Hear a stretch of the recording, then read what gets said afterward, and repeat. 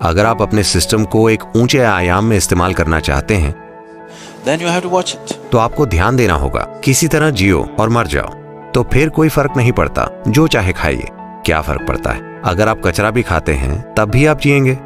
पर ध्यान से खाना और देखना कि शरीर को क्या चाहिए, ये शरीर को कई तरीकों से सक्षम बना देगा।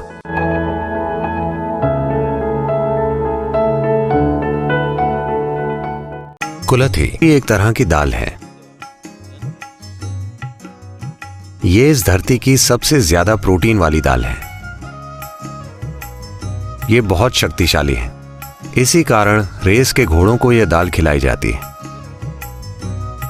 इसे आजकल हॉर्स ग्राम कहा जाता है। बाजार में इसे दुर्भाग्य से हॉर्स ग्राम कहा जाता है। इसे तमिल में कोल्लू, दूसरी भाषाओं में हुरुली और तेलुगु में उलू उलू कहा जाता है। तो ये बहुत अच्छी चीज है।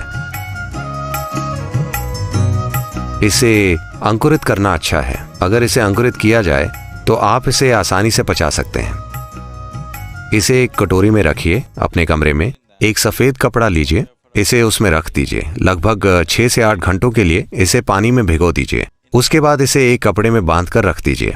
लगभग 3 दिनों में ये अंकुरित हो जाएगी। अंकुरित होने पर आप इसे कच्ची खा सकते हैं। अगर ये बीज से लगभग आधी इंच बाहर आ गई है तो आप इसे कच्ची खा सकते हैं। इसे बहुत ज्यादा चबाना पड़ता है, चबाकर खा जाइए।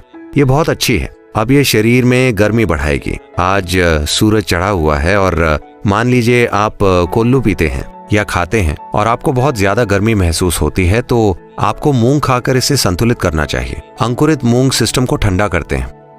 ओह, क्या ये सब जरूरी है? क्या मैं बस अपना खाना नहीं खा सकता? मैं आपको बस खाने को कह रहा हूं।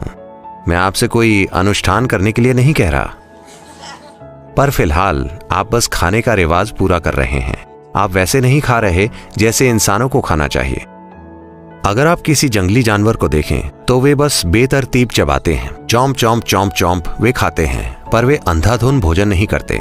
वे उसे नहीं छूते जो उन्हें नहीं चाहिए। वे वही खाते हैं जो उन्हें चाहिए। अगर कोई हिरण दिखाई दे तो आप उसे देख सकते हैं। वो चर रहा होगा, आप बस देखिए कि वो क्या खाता है, क्या नहीं खाता। उसे बस पता होता है। बस यूं ही वो महसूस करके जान जाता है कि क्या खाना है, क्या नहीं खाना। आज के लिए, कल हो सकता है कि वो कोई ऐसी पत्ती खाए जो उसने आज नहीं खाई, पर आज उसे पता है कि उसके शरीर और आसपास के वातावरण के हिसाब से क्या खाना है। तो आपको भी ये थोड़ा बहुत विकसित करने की जरूरत है, क्योंकि ये शरीर की बुद्धिमानी है। तो कुलथी खाने से शरीर में गर्मी पैदा होगी। अगर आपको लगे कि ये बहुत ज्यादा गर्मी पैदा कर रहा है, आपको कैसे पता चलेगा कि गर्मी बहुत ज्यादा है? आप पाएंगे कि आपकी आंखों के गोलक गर्म हैं, या आप पेशाब करना चाहेंगे। पेशाब भरा हुआ है पर वो बाहर नहीं आएगा। आपको तकलीफ होगी, इसका मतलब है गर्मी बहुत ज्यादा है। अगर ऐसी कोई चीज होती है तो आप थोड़ा पेट का जूस पीजिए, या थोड़ी मूंग खाइए, या थोड़ा अरंडी का तेल ले लीजिए।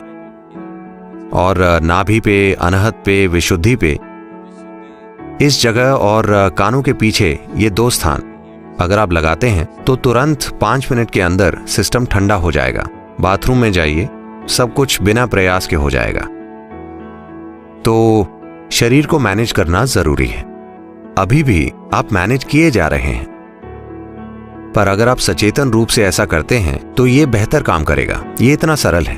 अगर आप अपने सिस्टम को एक ऊंचे आयाम में इस्तेमाल करना चाहते हैं then you have to watch it. तो आपको ध्यान देना होगा। किसी तरह जियो और मर जाओ, तो फिर कोई फर्क नहीं पड़ता, जो चाहे खाइए। क्या फर्क पड़ता है? अगर आप कचरा भी खाते हैं तब भी आप जिएंगे। पर ध्यान से खाना और देखना कि शरीर को क्या चाहिए, ये शरीर को कई तरीकों से सक्षम बना देगा। चेतना से मैनेज करना है। सेहत के लिए पागल होना नहीं है। ऐसा नहीं होना कि आप में खाने को लेकर तनाव पैदा हो जाए कि मैं क्या करूं, कैसे करूं। यह अपने आप में गलत है। सिर्फ सचेतन होना, क्या कितना खाना है, आज शरीर की जरूरत क्या है, बस ये ध्यान रखिए। सभी चीजों में एक मूंगफली। मैं मूंगफली के बारे में विशेष रूप से उत्साहित हूं क्योंकि मेरे जीवन में एक दौर था जब मैंने सिर्फ मूंगफली और केले पर जीवन बिताया, बस इतना ही। क्योंकि इसमें वो सब कुछ है जो आपको चाहिए। बस भिगोई हुई मूंगफली, बस इतनी मूंगफली रात भर भिगोकर और एक केला, मेरा पूरा दिन निकल जाता था। और पूरी तरह से सक्रिय, ज्यादातर लोगों की कल्पना से भी ज्यादा सक्रिय। इसमें आपका जीवन चलाने के लिए सब कुछ है। यह अपने आप में एक संपूर्ण भोजन है। अगर आप इसे 6 से 8 घंटे तक भिगोते हैं तो पित्त निकल जाता है।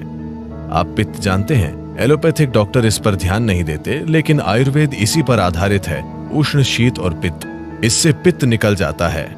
और इस भीगी हुई मूंगफली को अच्छी तरह चबाकर खाना। बस ये पक्का करें कि यह जेनेटिक इंजीनियरिंग की हुई बकवास नहीं है। एक चीज यह है कि शायद इसमें जेनेटिक बदलाव किए गए हों। अब वो ये नहीं लिखते कि किस में बदलाव किया गया है और किस में नहीं। एक और चीज यह है कि आप इस हद तक फर्टिलाइजर और कीटनाशक डाल रहे हैं कि मूंगफली अब मूंगफली नहीं रही। बस ये पक्का करें कि वो ऑर्गेनिक मूंगफली हो।